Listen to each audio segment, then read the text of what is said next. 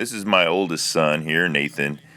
He's a United States Marine, our oldest son out of 7 children, and he drove down from Camp Pendleton and back to Tulsa in this Lexus is250. He didn't have really any problems other than it stuttered a little bit on the way, and the fuel pump went out just as he got here. So it was amazing that God blessed him and got him home safely. So we're going to tackle this pump here, and we'll show you how to do it for $140. Pretty good little experience. Little Toyotas. All I know about Toyota is parts are very expensive. We checked everything under the hood, resistors, and the resistor was very hot, which was a sign that the pump was maybe shorted. And we checked all the relays. We got no pressure up top. So pulled the back seat, and very nice little access for this car. Underneath the back seat there's a round plate, pry it up. Okay, access, you pop the back seat out, and then you got a little round plate over here. This one was held on by the black gooey tarry stuff. You pry it off, and then you have access to the plate there. You got about 10 screws surrounding the pump itself and a rubber gasket. Unscrew those with a Phillips screwdriver. Pop the fill line and the line off. Well, we tested it here with this one. Put the meter on. We got a 2-second prime, and we got the 2-second prime.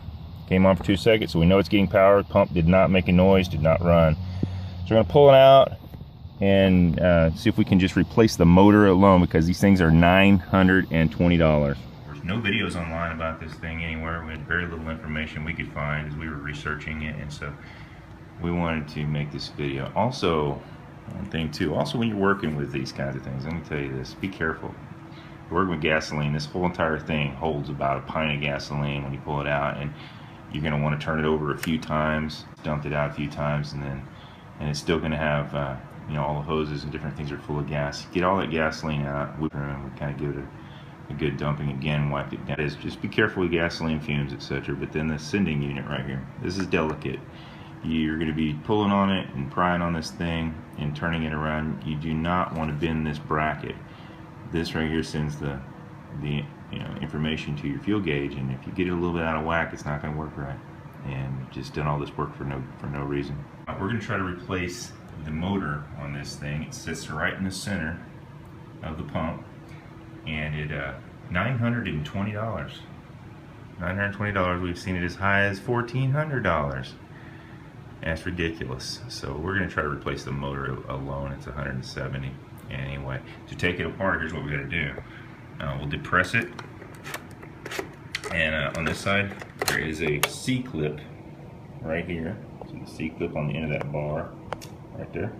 We're going to pop that C-clip off. The top unit will pull off out of the way. Then all of these tabs, we just click them open, 1, 2, and 3. And pull it off, and the housing and the motor sits right in the center. Okay, I suggest anytime you do this kind of thing, you grab a camera and take a picture of every step so you should know exactly where all the pieces go back. I did not record every single step. I recorded the parts that were most difficult to put back in the assembly part, but you might want to take pictures before you attempt this. Always a wise thing to do. And this is fast motion. You can stop the frames and take a look, but it's all click and snap stuff. Just the O-rings are something you really need to pay attention to, just getting the O-rings suited. So we took it all apart. We have it completely apart, and we took the fuel filter off, and it's real small. You just got to be careful with it. It has a little washer thing that keeps it on tight. If you just use a screwdriver, you can pop it off pretty easily. The motor itself we took out, and to test it, if you want to test it, just make sure that you let all the fuel vapors evaporate, or you could test it in a bucket just in case anything does ignite, but because there is a lot of fuel that stays into the actual assembly itself. But other than that, it's really simple. You can take it apart with a few basic tools. It all clicks together. Just make sure you apply gently if you're going to pry apart any little piece, so that way you don't break anything and find yourself spending more money on something. Also, the motor itself that you ordered does not come with the little fuel filter, so make sure you keep that in a safe location if you are waiting for that motor to come in itself, and save on any of the little parts. So we're going to hook up 12 volts to the motor now, with a couple of long terminals. We're going to sit the pump inside of a bucket because it's still got gasoline fumes. Still got gasoline fumes and gasoline on it, and we don't know if we've got a spark. We could probably still set a fire off of this thing. So we're going to use some long leads and drop it in a bucket and give it a shot from there. If it catches on fire, we can throw a rag over it. All right, here we are. We have our pump. I'm going to put it in the bucket here. We're going to do a little test on it. We've got some leads on it. And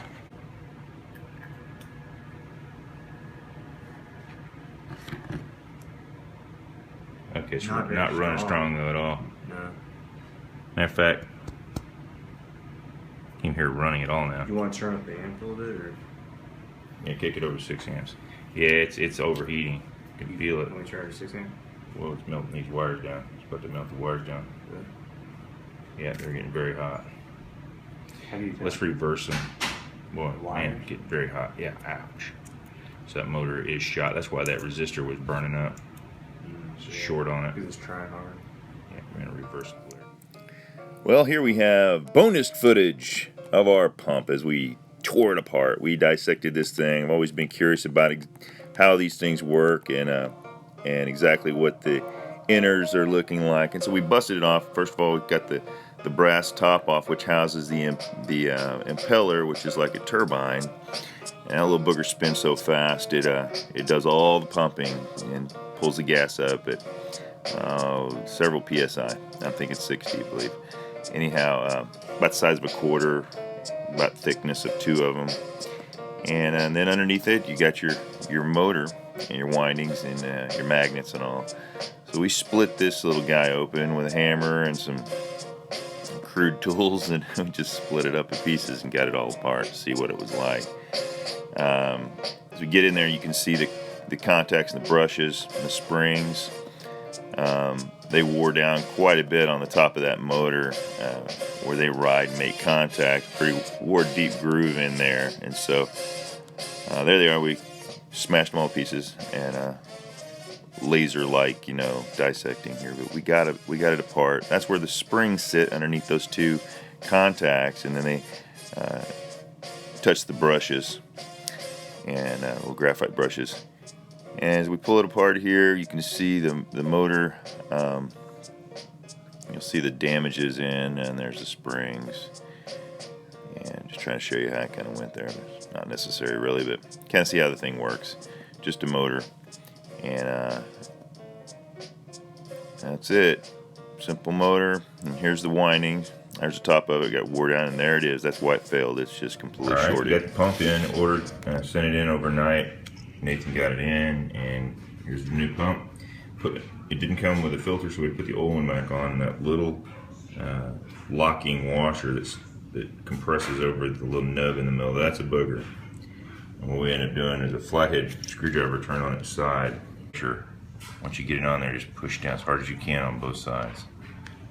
And that got it on. That was the biggest, hardest part to get on there. And the plastic little ring, remember to put it back on there. Don't throw it away. Yeah, don't throw it away. So we got pump in the assembly. Just back in. It just pops right in as soon as you get it lined up. It's in there, and that little ring has to be on. Up here, and this right here goes in the big one, and this little nub goes in to the little white nub. So it goes like this. So just slide it back up in here. Okay, on this pressure regulator, what I did is I didn't show it in the video, but I did take the O-ring out of the inside of the white plastic. I pried it out gently with a flathead screwdriver, and then placed it on the end of the shaft of the pressure switch, and then insert it. That's the only way to do it. If you don't do that, you'll be fighting it, and you can likely damage the O-ring. So take it off, then put it on the black regulator, then pop it in place. Units back together. Got all the hoses connected. Everything's ready to go.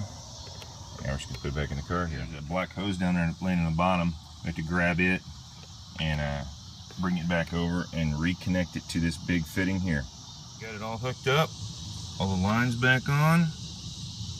Screws back in. Cover on. Cover is just gooey, is all it's holding on. Some goo.